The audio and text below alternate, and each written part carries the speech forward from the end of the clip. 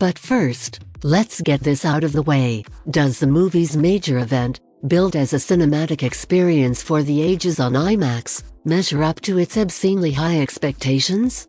Yes and no, I suppose. A crescendo of such epic proportions is constructed in the lead-up to the Trinity nuclear test in the New Mexico desert, the first atomic bomb detonation as part of the Manhattan Project, that it is impossible to resist shuddering and bracing for impact in your seats.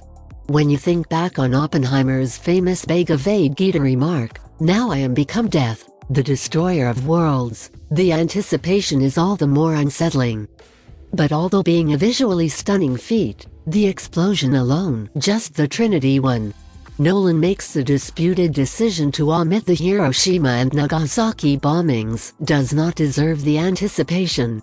Instead, the director absolutely goes for the kill and renders us speechless with astonishment in the scene that follows, where the father of the atomic bomb must address a group of co-workers who are clapping their hands in time with the bombing of Japanese cities.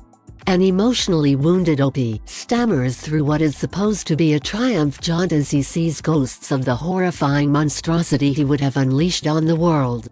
This is what Nolan's most recent movie, a movie he has ostensibly always wanted to make, is about.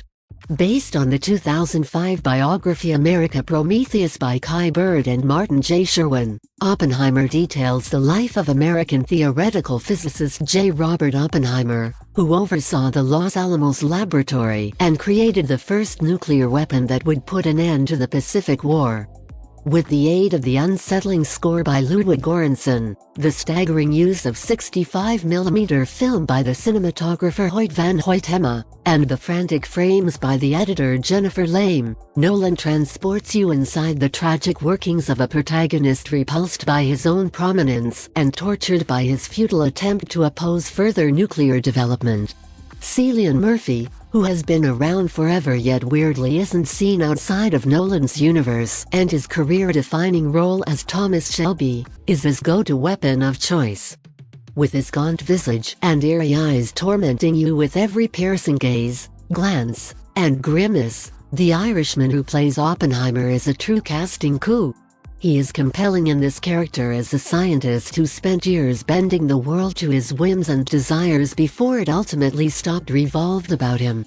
Despite their physical similarities, Murphy does a decent job of capturing Oppenheimer's inner struggle and exterior arrogance.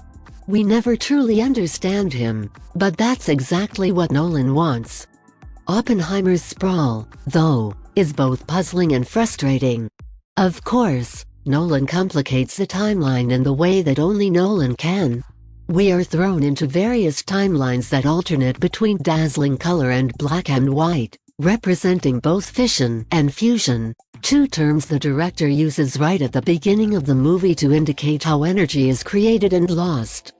Nolan follows Oppenheimer's early years in a linear enough manner, starting with his early years as a brilliant student inspired by the possibility of making quantum mechanics breakthroughs in the 1920s, teaching and working with other brilliant minds at Berkeley, and embracing the leftist ideals that would later inspire him to develop the bomb before the Nazis. We remain interested in all the confusing calculations and explication that should, by rights, be perplexing but nevertheless make sense, because the talks and debates are brimming with a tangible dynamic energy. Then things become heated.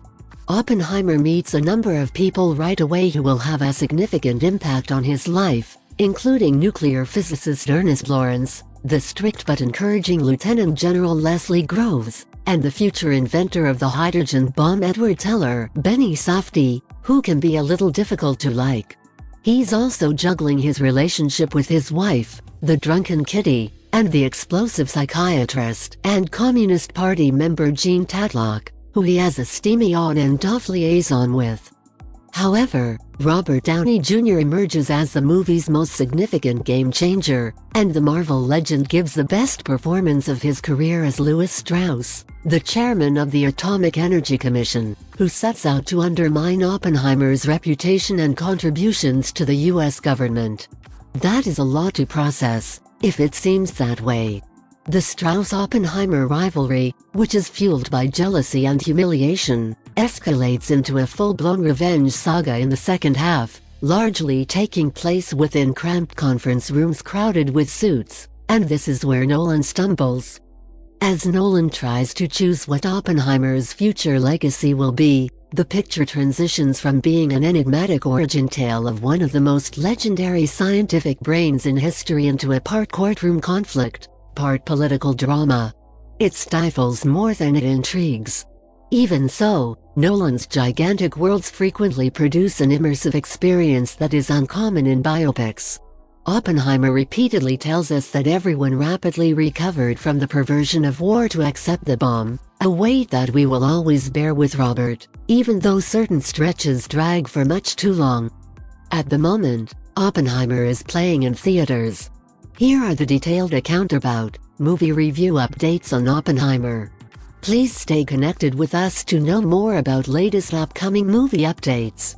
Follow Premiere Next website to know more about world news updates without wait.